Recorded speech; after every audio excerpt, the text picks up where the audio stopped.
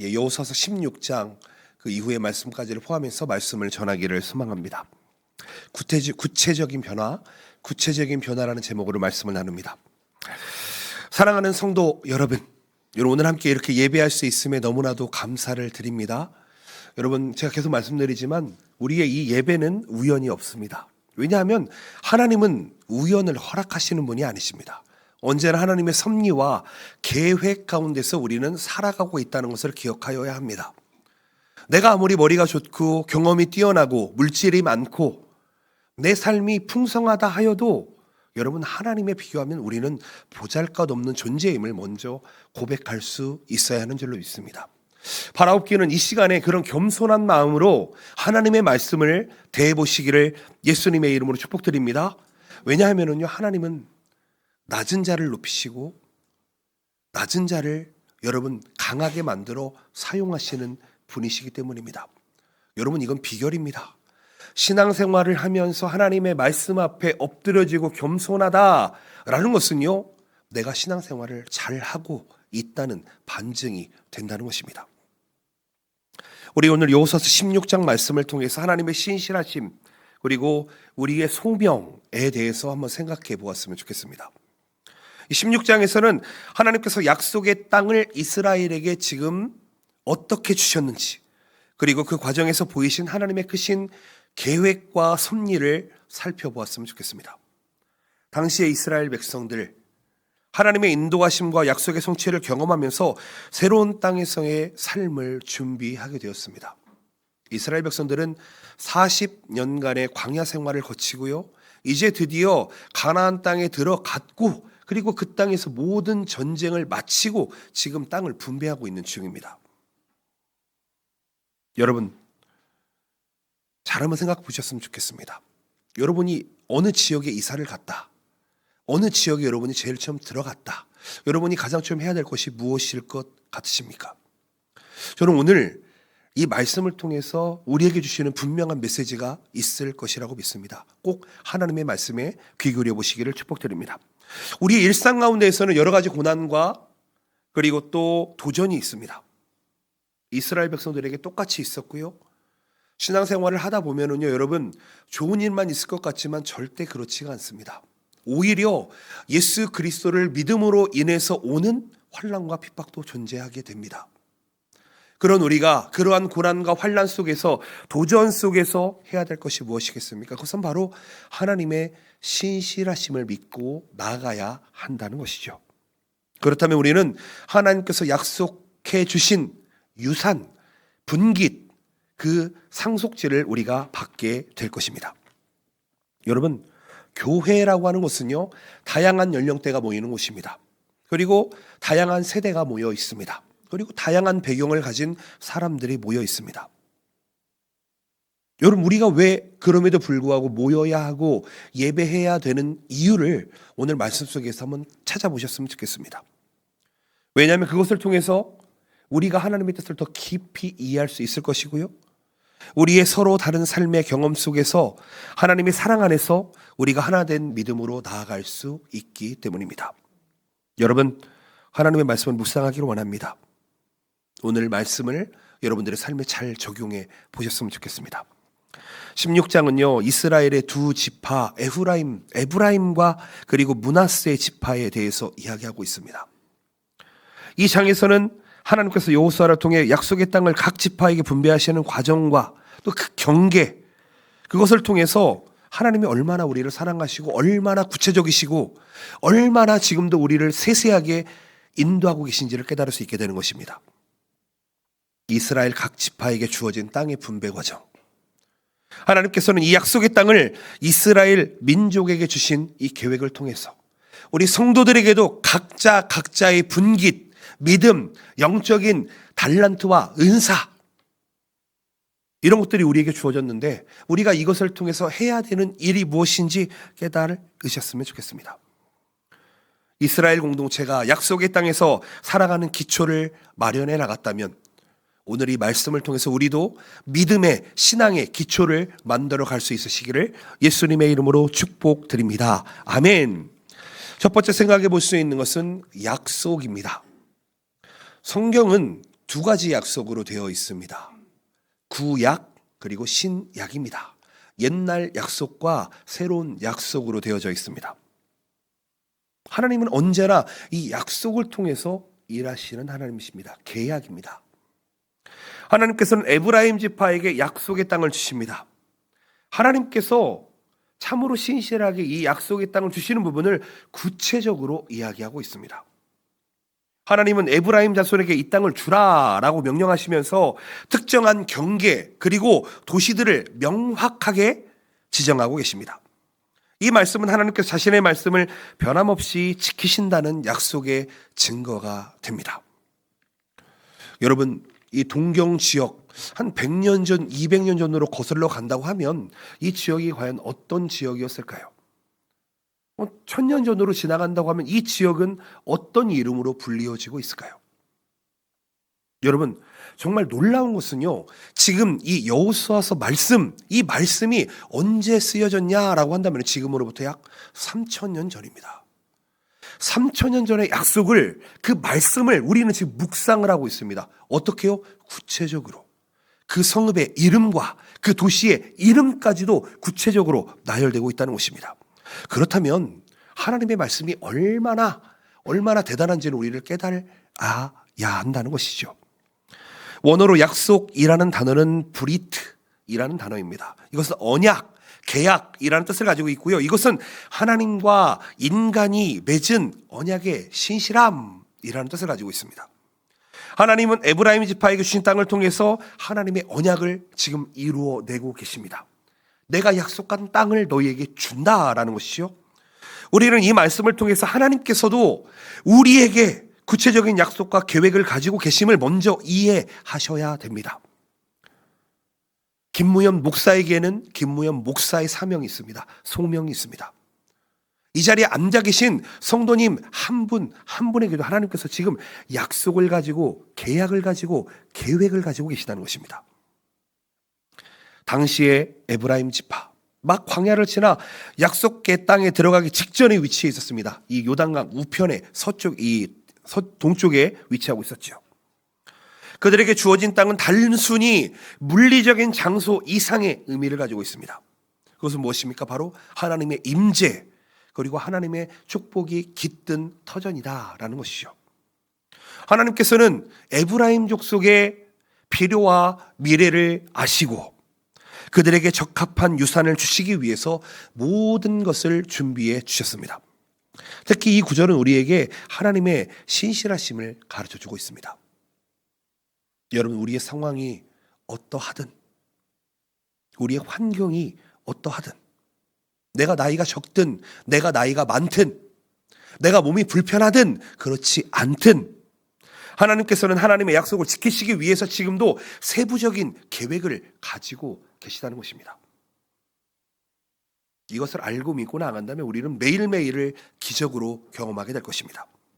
성경은 이처럼 구체적으로 경계와 도시를 나열하고 있습니다. 이것은 하나님께서 우리를 향한 계획이 세세하고 구체적이다라는 것을 가르쳐주고 있습니다. 하나님께서는 단지 그냥 저쪽에 있는 땅을 줄 거야 라고 이야기하지 않습니다. 가나안에 있는 어디에서부터 어디까지를 너에게 준다 이렇게 말씀하고 있습니다. 이것은 하나님께서 우리의 삶 속에서도 반드시 그렇게 일하신다는 것입니다. 하나님은 우리의 미래와 필요를 모두 아시는 분이십니다. 하나님은 나보다 나를 더 잘 아시는 분이십니다. 우리를 위해서 최상의 계획을 가지고 계십니다. 그런데요, 안타깝게도 우리는 그것을 깨닫지 못할 때가 너무나 많습니다. 하나님은 최상의 것들을 우리에게 주려고 하시는데 우리가 생각하는 최상은 하나님의 차상도 차차상도 아닙니다. 여러분, 그렇다면 우리가 해야 될 것이 무엇입니까? 맡겨보는 것이지 않겠습니까? 하나님의 약속을 믿고 나아가는 것이지 않겠습니까? 우리가 하나님의 마음을 다 알면 얼마나 좋겠습니까? 우리가 하나님의 뜻을 다 이해하면 얼마나 좋겠습니까? 여기 젊은 45세의 목사가 있습니다. 여러분, 믿을만 하십니까? 제가 잘 해갈 것 같으십니까? 어떤 기대를 가지고 계십니까? 그러나 확실한 것은요, 하나님은 우리 교회의 모든 사람에게 관심이 있으시고 어린아이부터 어른에 이르기까지 각자의 자리에서 각자의 받은 은사와 역할을 가지고 교회를 섬기기를 원하신다는 것입니다. 우리가 그 하나님을 신뢰하며 나아갈 때 하나님은 우리의 삶 속에서 계획하신 모든 구체적인 것들을 이루어 나가실 것입니다. 어떠한 어려움과 불확실성 속에서도 하나님께서는 하나님의 말씀을 통해 우리에게 평안과 소망을 허락해 주신다는 것입니다. 저는 일본에 와 있는 유학생들을 참 많이 봤습니다. 자신의 길이 어떻게 열릴지 정말 고민하고 눈물로 기도하는 친구들을 참 많이 봤습니다. 그리고 그것을 성실함으로 이뤄내는 친구들을 봤습니다. 여러분, 우리가 하나님 앞에 필요한 신앙의 자세가 무엇입니까? 그것은 바로 하나님의 약속을 믿는 자세로부터 시작해야 하는 줄로 믿습니다. 우리는 흔들릴 수 있지만 하나님은 그럴 수가 없는 분이십니다. 사랑하는 성도 여러분, 하나님께서 에브라임 지파에게 보여준 신실하심을 기억했으면 좋겠습니다. 여러분, 에브라임과 므낫세 누구의 자식입니까? 요셉의 자식입니다. 요셉의 지파가 두 지파를 지금 만들어내고 있다는 것입니다. 우리의 삶 속에서 그분의 약속을 붙들고 신뢰하는 믿음을 가질 때에 에브라임과 같은 축복이 우리에게 거하시는 줄로 믿습니다. 하나님은 우리의 일상 속에서 세밀하게 일하십니다. 구체적으로 일하십니다. 절대로 막연하게 일하시지 않습니다. 하나님께서 에브라임 지파에게 이 땅을 주신 것처럼 하나님은 오늘날 우리에게도 영원한 생명과 영원한 유산을 허락해 주셨습니다. 여러분들이 지금 동경복음교회에 나와서 예배 드리는 것, 여러분 이것은 기적입니다. 이 교회, 이 땅에 교회가 얼마나 많습니까? 이 동경 내에도요 교회가 얼마나 많습니까? 그런데 하나님께서 이 교회로 인도해 주셨다. 이거는 은혜가 아닐 수가 없습니다. 그렇다면 하나님의 약속, 분명히 각자에게 주어진 하나님의 약속이 있을 것인데, 여러분 하나님의 약속 그 작은 것 하나도 여러분 잘 붙드시고 나아가셨으면 좋겠습니다. 자기에게 맡겨진 그 약속, 계약을 잘 이행해 보시길 바랍니다. 그렇다면 하나님께서 주시는 놀라운 유산, 은혜가 우리 가운데 충만하는 줄로 믿습니다. 아멘. 아멘. 두 번째로 생각해 볼 수 있는 것은 기업입니다. 기업. 제가 계속 말씀드리죠. 이 성경책에 나와 있는 기업은 뭐라고요? 땅이요. 분깃이 뭐라고요? 땅이라고요. 땅이랑 다 관련이 되어 있습니다. 여호수아서 16장 보시게 되면 므낫세 지파에게 주어진 땅의 분배, 그 안에 포함된 여러 도시들을 이야기하고 있습니다. 아까는 에브라임 지파인데 이번엔 므낫세 지파입니다. 이 기록을 통해서 우리가 하나님께서 우리에게 주신 영적인 유산에 대해서 한번 생각해 볼 수 있습니다. 당시에 므낫세 지파는 자신들이 받을 땅의 경계와 위치를 자세히 알게 되었습니다. 이것은 하나님께서 그들에게 구체적이고 실질적인 복을 주신다는 것을 이야기합니다. 성경 본문은 단순히 지리적으로 경계에 머무르는 것이 아니라 하나님의 계획 속에서 그들에게 주어질 삶의 터전과 보호하심이 함께 한다는 것입니다. 우리가 받은 영적 유산, 영적 기업, 이 물질적 소유를 넘어서는 이야기를 하고 있다는 것입니다. 여러분, 히브리어로 유산, 이 기업이라는 단어는요, 대대로 내려오는 소유를 의미합니다. 상속지를 의미하고 있습니다. 하나님께서 므낫세 지파에게 약속하신 땅은요, 그들 후손에게 대대에 걸쳐서 물려질 유산이다라는 것입니다. 이것은 하나님의 신실하심이 나 때에만 머무르는 것이 아니라 내 후대, 그 후대까지 머무른다는 것이죠. 여러분, 예수 그리스도를 믿지 않고 저주의 삶을 살아가면요 3대가 망한다고 이야기합니다. 그런데요, 성경은 말씀합니다. 믿음의 대는 언제까지 이른다고요? 1000대까지 이른다고 이야기합니다. 여러분, 이게 1000대라는 게 우리가 얘기하는 이 물리적인 1000대가 아닙니다. 영원까지 이른다는 것을 의미한다는 것입니다. 여러분, 우리에게 주어지는 영적 유산이 나에게만 머무르는 것이 아니라 내 후대에 이루어진다. 여러분, 큰 은혜가 알 수 없습니다. 여러분, 저는 딸이 2명이 있습니다. 저도 좀 옛날 마인드를 가지고 살았던 것 같습니다. 아들만이 내 대를 이어갈 수 있다. 아주 엄청난 착각에 빠지고 살았습니다. 사실은 아들이 있었으면 하는 바람도 있었던 것 같습니다. 그렇죠? 딸 둘이 나왔을 때 나 닮은 이 덩치 큰 아들 하나 있으면 좋겠다. 이런 생각을 해보기도 했습니다. 그런데요, 어느 순간이 되니까 그 생각이 싹 바뀌더라고요. 사실은 서운하기는 합니다. 왜 그러냐면은 이 목욕탕 들어갈 때 저 혼자 들어가야 되잖아요. 우리 아내랑 딸 둘은 이쪽으로 이렇게 들어가는데 저 혼자 들어가니까 좀 아쉽지 않나 이런 생각을 좀 하게 되는데, 근데 정말 감사할 게 뭐냐면은요, 정말 감사할 게 뭐냐면 나에게 이렇게 아름다운 딸을, 유산을 주심을 감사한다. 사실은 저는 원래 김씨 뭐 몇 대 몇 대 뭐 이렇게 얘기하는 게 있는데, 저는 사실은 제 때만 해도 항렬이라는 게 있어가지고요, 김무, 저희는 김무로 시작됩니다. 그래서 이름이 어떤 이름이 있냐면 김무일부터 김무 2, 3, 4, 5, 6, 7, 8, 9 다 있습니다. 심지어는요 김무 천만 억까지 있습니다. 정말로 제 형제들, 제 친척들 형제들을 보면 어떤 분은 무억이 형님, 무삼이 형님 뭐 그렇습니다. 그런데 제 다음 때 우리 딸들에게는 항렬자를 주지 않았습니다. 당연히 여자이기 때문에 안 갔을 수도 있겠는데, 제가 원하는 건 그게 아니었습니다. 김씨의 항렬이 아니라 복음의 항렬, 예수 그리스도의 DNA가 아이들에게 전달되기를 원했습니다. 아멘이십니까? 여러분들은 어떤 유산을 다음 세대에 전해주고 계십니까? 어떤 기업을 전해줄 수 있으십니까? 뭐 부동산 아니죠? 코인 아니죠? 여러분 그런 게 아닙니다. 우리는 유산을 전해줘야 되는데 믿음의 유산을 전달할 수 있으시기를 예수님의 이름으로 축복드립니다. 믿음의 공동체로서 또한 우리들은 한 몸입니다. 저와 여러분들은 형제 자매라는 것입니다. 아멘이십니까? 형제 자매입니다. 제가 우리 청년들을 부를 때 누구누구 형제님, 누구누구 자매님 부릅니다. 제가 여기 좀 나이 많으신 분 계시면 형제님 하면은 혼날지도 모르겠습니다. 여러분, 우리는요 예수 그리스도 안에서 한 가족이라고요. 이것을 깨달았으면 좋겠습니다. 우리가 하나님께 받은 유산이 있다면, 상속이 있다면, 여러분 기업이 있다면 그것을 같이 나누고 섬길 수 있어야 하는 것입니다. 이스라엘 백성들이 상속지를 받았지만 그것은 자신들만의 상속지로만이 아니라 이스라엘 전체의 민족으로서의 다양한 은사와 역할을 받았다는 것을 의미하는 것입니다.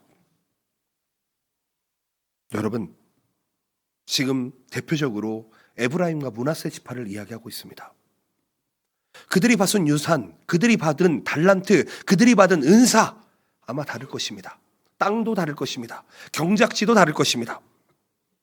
그런데요, 하나님께서는 왜 그렇게 나눠 주었으면서도 다시 연합하기를 원하시느냐라는 것입니다. 그것은 이스라엘 백성들은 흩어지면 부족이지만 모이면 하나의 이스라엘 민족이 되기 때문입니다. 여러분, 아마 여러분들의 자녀가 있으시다면 자녀가 매일 흩어져가지고 싸우고 내가 잘 사네 네가 잘 사네 하고 있는 게 보기 좋으십니까? 아니면 형제 자매가 우애하면서 우리가 하나 되고 부모를 잘 섬기고 자녀들을 잘 세우며 나가는 걸 원하십니까? 당연한 거 아닙니까, 여러분? 여러분, 우리는 서로가 잘 되기를 바라야 되는 줄로 믿습니다. 아멘이십니까? 여러분, 제가 혹시 땅을 사거든 배 아파하지 않으시길 바랍니다. 제가 땅을 살 일은 없는데 저는 여러분들이 땅을 사든 부동산을 사든 집을 사든 배 아파하지 않습니다. 왜요? 여러분들과 저는 하나님과의 관계에서 형제 자매이기 때문입니다. 저는 여러분들이 지금보다 훨씬 잘 되시기를 원합니다. 아멘이십니까? 복을 받는 게 아니라 복이 되시기를 축복드립니다. 하나님께서는 우리 각자에게 유산을 주셨습니다. 달란트를 주셨습니다. 우리에게 선물을 주셨습니다. 그것은 나를 자랑하고 나를 높이려고 주신 게 아니라 서로를 격려하고 세상에 하나님의 사랑과 은혜를 나누기 위해 주셨다는 것입니다. 아멘. 힘이 있다면 힘을 나누십시오. 물질이 있다면 물질을 나누십시오. 여러분들의 은혜가 있다면 은혜를 나누십시오. 여러분, 그것이 우리에게 원하시는 하나님의 뜻이라는 것입니다. 우리의 상속을 나의 가족들과 나의 형제 자매들과 나누는 것. 여러분, 오늘 이 말씀을 통해서 우리는 하나님께서 주신 이 기업, 유산을 기억해 봤으면 좋겠습니다. 제가 한 가지 비결을 가르쳐 드릴까요? 여러분, 나눠 보십시오. 여러분들의 노년에 풍성하실 것입니다. 여러분, 캐치가 되면은요, 이 자리 뭐로 스크루지 같은 한국말 갑자기 생각이 안 나네. 그렇죠. 구두쇠가 되면은요. 죄송합니다. 갑자기 생각이 안 났어요. 여러분, 구두쇠로 살아가면은요, 나중에 외로워집니다. 여러분, 큰 거를 나누라는 것이 아닙니다. 하나님께서 주신 상속, 기업, 유산이 있다면 그것을 나누시라는 것입니다. 우리가 받은 유산이 무엇입니까? 그것은 바로 영원한 생명. 아멘이시죠? 영원한 구원, 하늘나라라는 것을 의미합니다. 이것을 나누시라는 것입니다.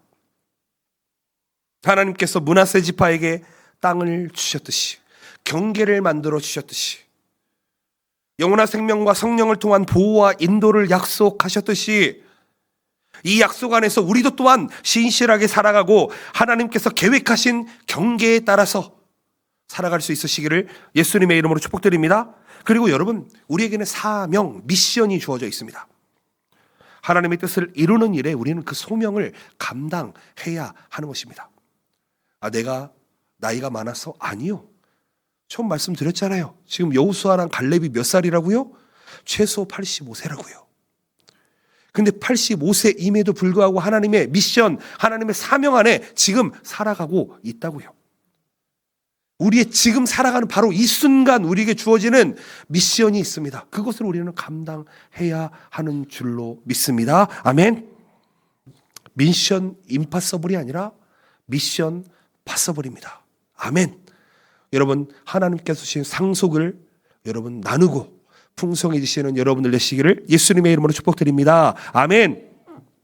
세 번째로는 경계선입니다. 경계선. 에브라임과 므낫세 지파의 유산 분배, 이것은 하나님께서 각 지파에게 주신 구체적인 경계 내에서 살아가라고 하신 명령을 담고 있습니다. 여러분, 이거 정말 중요합니다. 우리가 신앙생활을 하는데 많은 사람들이 모여 있잖아요. 여러분, 선이 분명해야 됩니다. 이 선을 넘어서면은 알아서이 전쟁이 일어나게 됩니다. 전쟁이 일어나게 된다고요. 하나님께서는 그들에게 주어진 땅의 경계를 명확하게 정하셨습니다. 명확하게 정하셨다고요. 그 경계 안에서 살아가는데 너희 후대까지 이어지는 삶을 살아라, 이렇게 이야기하고 있습니다. 이 말씀은 단순히 물리적인 경계 안에서 살아가는 것뿐만 아니라 우리의 삶 속에서도 하나님께서 설정하신 경계선이 있다는 것입니다. 그렇게 살라는 이야기를 하고 있습니다. 오늘 성경 본문을 보게 되면 이 경계를 이야기하는데요, 단순한 지리적 경계를 넘어서 이 경계 안에 있을 때 나의 삶이 보호받고 나의 삶이 풍성하다라는 것을 의미합니다. 하나님께서는 그분의 백성이 안전하게 거하실 수 있도록 명확한 선을 만들어 주셨습니다. 그 경계 내에서 신뢰와 복종을 통해서 풍성한 하나님의 삶을 누리도록 했다는 것이죠. 제가 다 얘기하면 그렇지만 저희 아버지 형제들을 보면은요, 참 안타깝습니다. 서로가 서로를 속이고 그 분깃을 빼앗으려고 하는 그거 보면은 참 안타깝다는 생각을 해본 적이 있습니다. 여러분들의 삶은 어떠십니까? 여러분들의 형제 자매 관계는 어떠십니까? 여러분들의 이웃과의 관계는 어떠십니까? 내가 남의 것을 취하는 그 선을 넘는 삶을 살아가고 계십니까? 아니면 잘 나의 삶을 지키며 내 삶의 테두리를 만들어가고 계십니까? 원어로 이 경계라는 단어는요, 물리적인 경계, 울타리를 뜻할 뿐만 아니라 하나님의 보호하심과 인도하심의 범위를 의미합니다. 범위. 다시 한번 묻겠습니다. 여러분들은 어디 나와바리에 살고 계십니까? 어떤 범위에 살고 계십니까? 여러분, 우리는요, 이제 더 이상 사단과는, 마귀와는, 악한 영과는 관계없는 삶을 사는 하나님의 영역 안에 들어온 줄로 믿습니다. 아멘이시죠? 여러분, 이것을 먼저 믿으셔야 돼요. 내가 어디에 속해 있느냐, 이게 중요하다는 것입니다. 여러분, 지금을 살아가고 있는 이 현대인의 삶에 하나님께서 설정하신 영적인, 도덕적인 경계가 있다는 것입니다. 여러분, 우리가 예수 그리스도를 믿고 구원받은 것은 맞습니다. 그런데요, 구원은 그 한 번으로 끝나는 것이 아니라 이루어 가야 하는 것입니다. 내가 예수 그리스도를 믿었기 때문에 나는 이제 천국에 가지, 그럼 내 인생 죽을 때까지 마음대로 살아도 되겠지. 여러분, 이게 맞는 이야기입니까? 저는 그 결과는 멸망이라고 생각합니다. 그 생각은 틀렸습니다. 하나님 안에 들어오고 하나님의 영역, 하나님의 나라, 하나님의 교회 안에 들어와 있음에도 불구하고 아직도 세상적인 가치관, 세상적인 쾌락을 모토메르 구하는 삶은요, 여러분, 그 끝은 망하는 겁니다. 여러분, 신앙생활을 하면서 우리가 가장 조심해야 될 게 무엇입니까? 세상 사람들도 하지 않는 일을 교회에서 하면 안 된다는 것입니다. 도덕적으로, 윤리적으로 누구보다 상식적이고 누구보다 거룩하게 살아야 되는 게 우리들인 줄로 믿습니다. 그렇다면 여러분, 과거로 돌아가지 마시고요, 그 나와바리에서 지금 나오세요. 이제 우리 예수 그리스도 안에 거하시면서 예수 그리스도 안에서 보호하심과 주님이 주신 평안을 믿고 살아가시기를 축복드립니다. 여러분, 교회 안에 들어오면요, 교회에서 이야기하는, 성경이 이야기하는 가이드라인이 있습니다. 그 뜻에 따라야 되는 것입니다. 때로는 세상의 유혹이나 자기 중심적 욕망이 우리를 때로는 무너뜨리고 망가지게 만듭니다. 근데요, 하나님의 경계가 있음을 우리가 깨닫는다면, 하나님의 나와바리, 하나님의 영역을 깨닫는다면 그 안에 있을 때야말로 우리는 행복할 수 있고 우리는 풍성할 수 있고 보호받을 수 있다는 것을 기억하셨으면 좋겠습니다. 딸 얘기를 한번 됐으면 좋겠는데, 우리 딸이 2명 있습니다. 저를 닮아서 아주 이쁘게 생겼습니다. 참 하나님의 은혜입니다.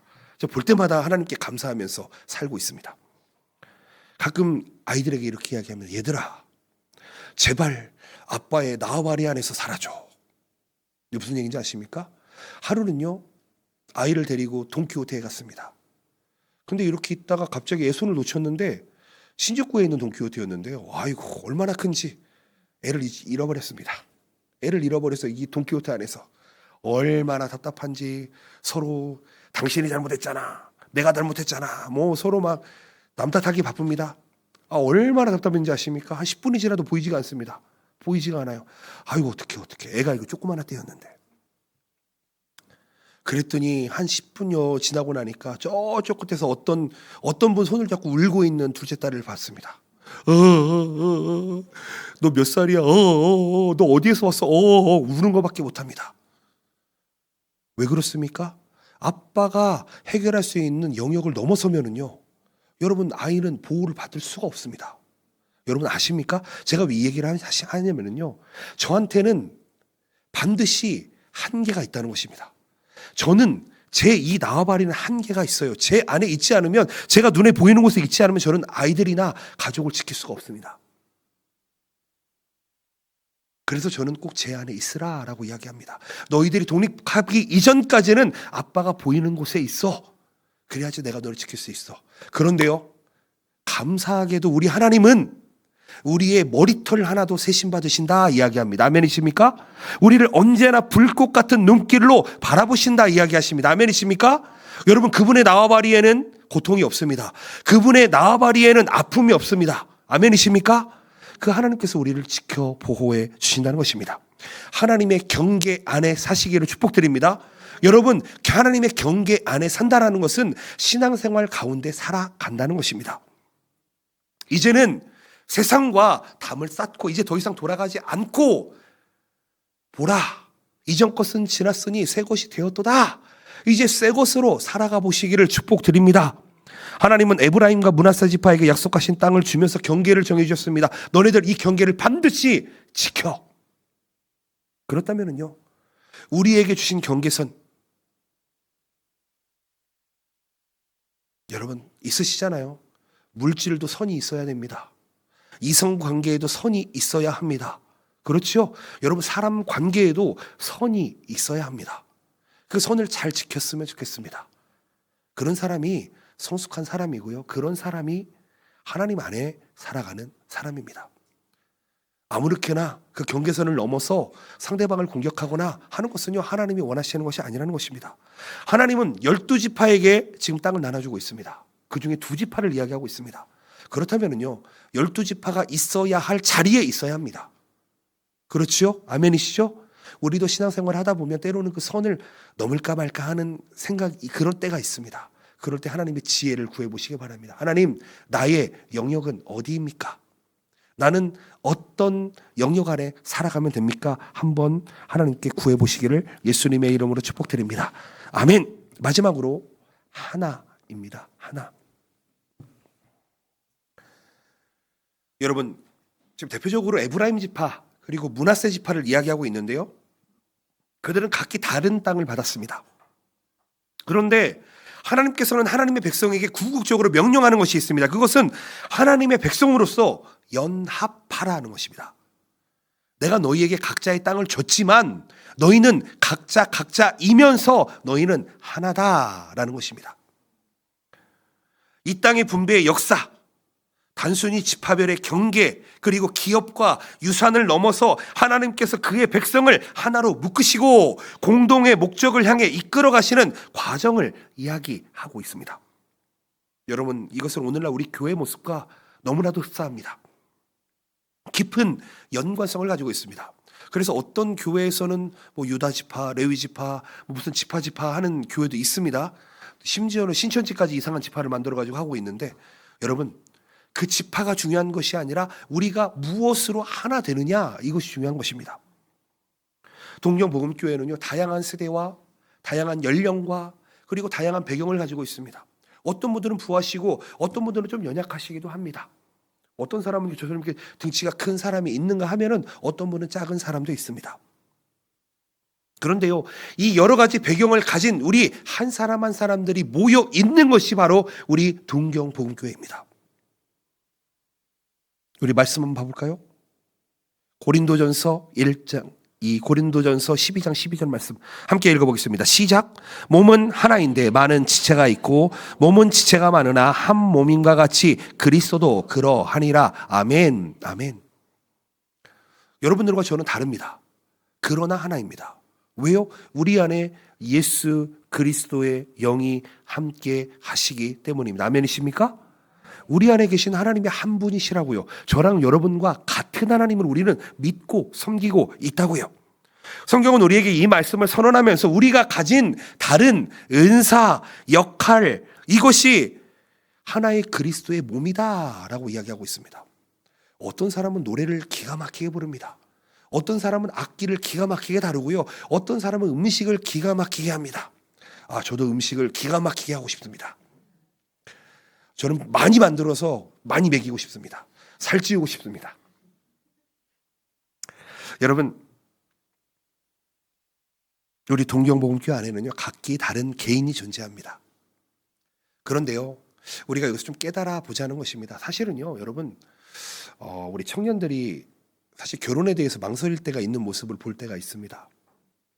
왜냐하면 그 청년의 부모님이 어떤 이혼을 겪었거나 아니면 가족 안에서 학대를 당했거나 어려운 환경 속에 자란 사람들 보면은 결혼에 대해서 꽤 부정적인 생각을 가지고 있습니다. 제가 일본에 왔을 때 초등학생, 중학생 아이들을 가르치는 청년이었습니다. 근데요, 그 아이들 부모님들을 보면 대부분이 이혼 가정이었고 집에 들어가기를 싫어하는 가정이었습니다. 그래서요, 토요일날 집에 가질 않아요. 아침에 8시 반에 교회 모여가지고 밤 12시까지 교회에 있다 가는 친구들이 꽤 많았습니다. 여러분, 근데요. 저는 여기서 반대로 좀 생각해 봤으면 좋겠습니다. 결혼을 하다 보면 많은 것을 희생해야 될 때가 있습니다. 왜 그러냐면요, 성경은 이렇게 이야기하거든요. 1+1이 1이라고 이야기합니다. 이해가 되십니까? 1 더하기 1이 1이라고 이야기하고 있어요. 창세기를 보면은요. 남자와 여자가 한 몸을 이룬다라고 이야기합니다. 하나가 된다는 것입니다. 근데 상식적으로 여러분 1 더하기 1이 1이 될 수가 없습니다. 무슨 이야기냐면요, 결혼을 할 때에 일이 되기 위해서는 나의 절반을 내어놓고 상대방의 절반을 받아들여야 됩니다. 어떻게 보면 이게 바람직한 모습이지 않나 생각을 하면, 여러분 결혼생활 다 해보셨잖아요. 해보시고 계시잖아요. 결혼생활이 다 좋기만 하십니까? 기쁘기만 하십니까? 옛날에 어떤 목사님이 이렇게 얘기했습니다. 남편이 아내가 평생 맨수다, 이런 얘기를 하더라고요. 어떤 의미인지는 알아서 잘 해석해 보시길 바랍니다. 그런데요, 여러분 혼자 사는 게 쉬울까요? 둘이 사는 게 쉬울까요? 생각해 보세요. 혼자 사는 게 쉽습니다. 혼자 사는 게 쉬워요, 여러분. 신앙생활도요, 혼자 하는 게 쉽습니다. 같이 하는 게 얼마나 어려운데요.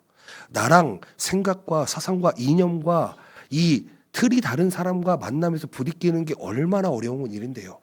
그런데요, 하나님은 이스라엘 백성들 12지파를 만들어내면서 각 지역을 주면서도 너희들이 각자 따로 살아라 라고 이야기하지 않습니다. 너희들은 한 이스라엘이다 라고 이야기하는 것입니다. 이것은요, 우리가 교회 안에서 각기 다른 개인과 삶과 은사들이 모여있고 우리가 하나의 공동체를 이루어 가야 된다는 것입니다. 근데 우리가 여기서 좀 깨달아 볼 수 있는 게 이겁니다. 여러분, 가족들한테는 좀 관대하시지 않나요? 내 자녀들한테는 좀 관대하시지 않나요? 조금 잘못하더라도 조금 용서해주고 다시 우리 가족 공동체로서 살아갈 수 있도록 어떤 용서나 이런 것을 주지 않나요? 근데 교회 안에 있으면서 우리는 참 안타깝게도 서로가 서로에 대해서 관대하지 않습니다. 어떤 잘못 하나에 대해서 되게 엄격한 기준을 댈 때가 있습니다. 여러분, 제 머리 스타일 어떠신가요? 어떤 분은 멋있다고 얘기하는 분이 있는 반면에 목사님 야쿠자같이 생겼습니다 라고 얘기하시는 분 있을지도 모르겠습니다. 서로의 생각과 기준은 다를 수 있습니다. 그런데 우리는 한 공동체로 모였다고. 이 자리만 해도 벌써 지금 수십 명이 모여 있다고요. 수십 명의 가치관이 있다고요. 그런데 우리가 하나 되기 위해서는 얼마나 많은 부분을 내려놓아야 할까요? 하나님이 그것을 원하신다는 것을 우리를 기억하셔야 됩니다. 내가 가진 달란트, 내가 가진 물질, 내가 가진 모든 것, 내가 가진 은사, 이것을 통해서 하나 되기를 원하시는데 때로는 하나님이 그게 과하시면은 야, 좀 더 내려놔, 네가 더 내려놔 라고 하시지 않나? 저는 그렇게 생각해 봅니다. 여러분, 사람에게는 누구나 다 성향이 있고 성품이 있습니다. 그런데요, 하나님께서 우리를 하나로 불러주셨는데 이것은 공동체 속에서 연합할 수 있게 서로를 격려하고 돌보고 사랑을 실천하라 라는 말씀을 우리에게 주시는 것입니다. 때로는 의견 차이나 세대 차이로 갈등이 생길 수 있습니다. 그런데요, 우리가 하나님 앞에서 하나라는 사실을 좀 기억해 보셨으면 좋겠습니다. 그러면은요, 인내할 수 있고 용서할 수 있고 납득할 수 있습니다. 우리 이런 말 자주 쓰잖아요. 이해가 안 돼. 도무지 이해가 안 돼. 어떻게 저렇게 행동을 하지? 어떻게 저렇게 말을 하지? 그런데요, 여러분, 하나님의 마음을 알고 나면 도무지 이해가 됩니다. 어떤 상황이든 이해가 돼요. 아, 왜 저렇게 행동을 하셨을까? 왜 저렇게 말씀하실까? 이해가 됩니다. 하나님께서는 우리 각자를 아주 유니크하게 불러주셨습니다. 아주 각자의 성향을 정말 특별하게 불러주셨습니다. 정말 저는 집에서 정말 기적을 체험하고 있는데요. 분명히 제가 우리 딸 둘이 이 아내의 뱃속에서 나오는 걸 제가 직접 봤거든요. 똑같은 데서 나왔는데 어쩜 저렇게 성격이 다르고 어쩜 저렇게 욕심쟁이인지. 여러분, 그거 볼 때마다 깜짝깜짝 놀랍니다. 아, 어쩜 나랑 똑같이 생겼을까?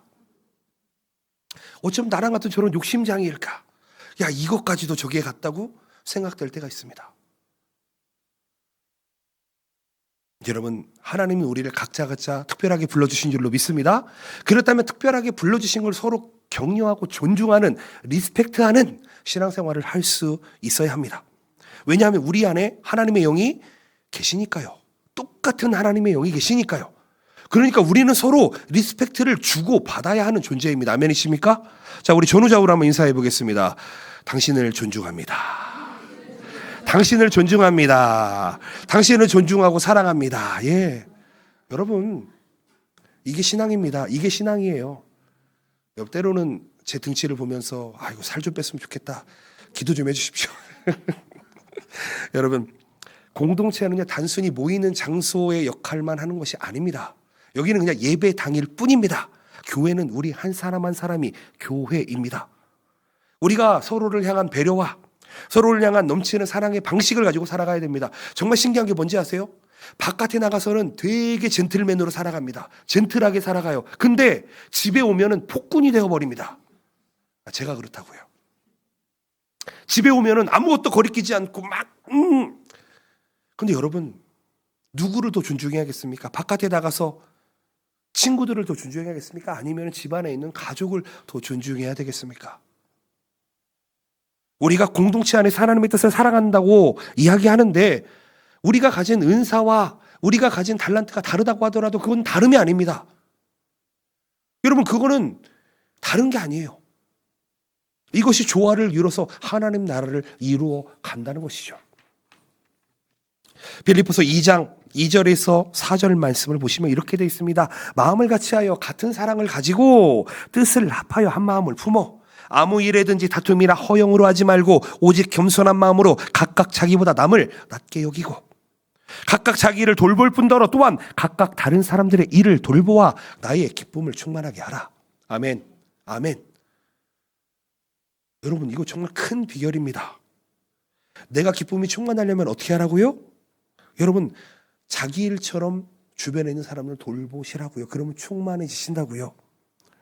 이것을 통해서 이야기하는 것이 무엇입니까? 히토츠, 하나 되는 것, 연합하는 것, 이것을 의미합니다. 이 말씀을 통해 우리는 하나님의 교회가 어떻게 하나 되고 다양한 구성원들이 함께 성장하며 하나님의 나라를 이루어 가기를 원하시는지를 여러분 깊이 묵상해 보셨으면 좋겠습니다. 서로 다른 은사와 배경 속에서 하나님의 사랑 가운데 하나 되는 것, 공동체가 더욱 견고해지고 세상 속에서 빛과 소금의 역할을 감당하는 것, 그것이 우리의 역할이 되어야 하는 줄로 믿습니다. 여러분, 그런 공동체를 우리 목표로 나아갑시다.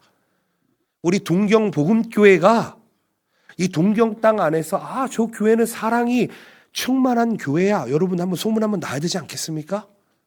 그렇지 않습니까? 저만 그렇게 생각합니까? 아멘이시죠? 그렇게 될 줄로 믿습니다. 그러려면 내가 변해야 됩니다.